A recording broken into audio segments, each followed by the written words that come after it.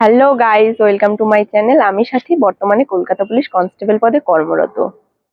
যে সমস্ত দিদি বা বোনেরা ডাব্লিউপি কনস্টেবলের ইন্টারভিউ দিয়ে এলে, মানে তোমাদের ইন্টারভিউ শেষ হলো, আশা করছি সবার ইন্টারভিউ ভালো হয়েছে।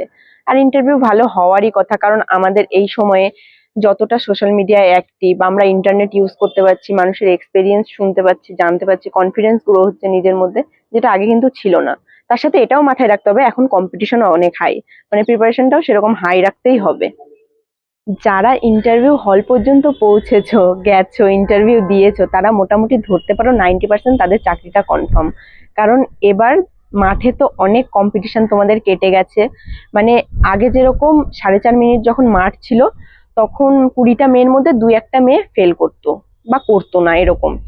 আর এখন তোমার ওই 3-4টা মেয়েই পাশ করছে, বাকি 17টা মেয়েই ফেল করছে। তো তোমরা বুঝতেই পারছো কম্পিটিশন কতটা কেটে গেছে। তারপরে ইন্টারভিউ এর আগে জিডির রেজাল্ট বেরিয়েছে, তো অনেকেই পাশ করেছে, অনেকেই ইন্টারভিউ দিতে যায়নি। তো তোমাদের কম্পিটিশন আরো কমে গেছে। ইন্টারভিউ দিতে গেছে মাত্র যতগুলো শূন্যপদ রয়েছে তার থেকে 300-400টা মেয়ে বেশি, বা তারও কম মেয়ে গেছে। বুঝতে পারছো তোমরা যে তোমাদের শূন্যপদের থেকে মাত্র 300-400টা মেয়ে বেশি গেছে ইন্টারভিউ দিতে। মানে যারা ইন্টারভিউ দিয়েছো আর যাদের ভালো নাম্বার আছে তারা তো মোটামুটি কনফার্মই ধরে নাও যে তোমরা চাকরি পেয়ে গেছো। আর যারা একটু কনফিউশন ছিলে যে নাম্বারটা কম আছে বা ইন্টারভিউটা খুব একটা ভালো হয়নি, কনফিডেন্স পাচ্ছি না, তারাও মোটামুটি 90% ধরে নিতে পারে যে তোমাদের চাকরিটা কনফার্ম। তোমরা বুঝতেই পারছো যে এইটাই তোমাদের অপেক্ষার, তোমাদের কষ্টের শেষ হাল হতে চলেছে। কিন্তু তাই বলে এই না যে তুমি বইপত্র বস্তায় ঢুকিয়ে দিলে, লাটে উঠিয়ে রেখে দিলে পড়াশোনা, আর ব্যাগপত্র গুছিয়ে নিলে, এটা করলে কিন্তু হবে না। যতক্ষণ না জয়েন্ট লেটার হাতে পাচ্ছ, তোমরা কিন্তু কেপি সামনে আছে, ওটার জন্য কিন্তু পড়াশোনা করতে থাকো। কারণ একে তো অনেকের ইচ্ছে আছে যে কেপিতে যাব, ডাব্লিউপিতে যাব না। আমাদের সময় যেমন এরকম হয়েছিল, আমাদের দুটো এক্সামই পর পর হয়েছে, অনেকে এটাতে এসছে, অনেকে ওটাতে এসছে, কারো এটা স্বপ্ন, কারো ওটা স্বপ্ন, তোমাদেরও থাকবে নিশ্চয়ই। তো তোমরা যতক্ষণ না জয়েন্ট লেটার হাতে পাচ্ছ, আর যারা ডাব্লিউপি তে থাকতে চাও তারাও জয়েন্ট লেটার যতক্ষণ হাতে না পাচ্ছ পড়াশোনাটা বন্ধ করো না।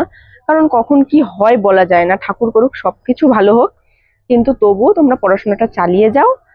তারপরে জয়েন্ট লেটার যখন হাতে পাবে তুমি জয়েন করবে, তারপরে তোমার যদি আর ইচ্ছে না হয় যে না, আবার আমার ক্লান্ত শরীরটাকে এবার আমি একটু শান্তি দেব, তো তোমরা তখন সেটাকে শান্তি দেবে, এখন না।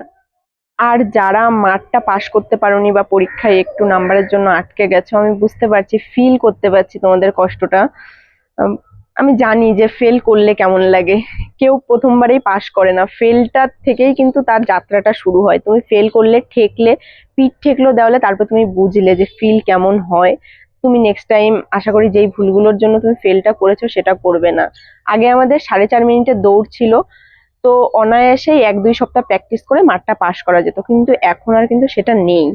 তো তোমাদের মাঠটাও অনেক আগের থেকে প্র্যাকটিস করতে হবে, সাথে পড়াশোনাও করতে হবে। এই না যে তুমি শুধু মাঠ করে গেলে পড়াশোনা করলে না, বা শুধু পড়াশোনা করে গেলে মাঠ করলে না, কোনোটাই করলে হবে না, তোমাদের দুটো একসাথে করতে হবে, কারণ দুটোই পরিপূরক। সামনে কেপির রেজাল্ট দেবে, তারপরে অনেকেই পাস করবে, তো তখন আবার পাস করার পর মাঠে যাব এটা ভেবো না, এখন থেকেই দৌড়টা প্র্যাকটিস করতে থাকো, কারণ মাঠে অনেক মেয়ে কেটে যাচ্ছে।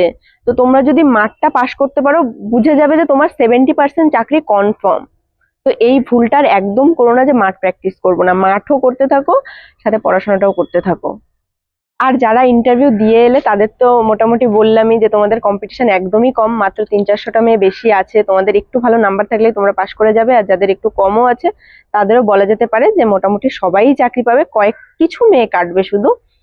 তো আজকের মতো এতটুকুই। আমার ভিডিও যদি তোমাদের ভালো লাগে তাহলে লাইক, কমেন্ট, সাবস্ক্রাইব করবে, শেয়ার করবে ভিডিওটা যদি কারো কাজে আসে।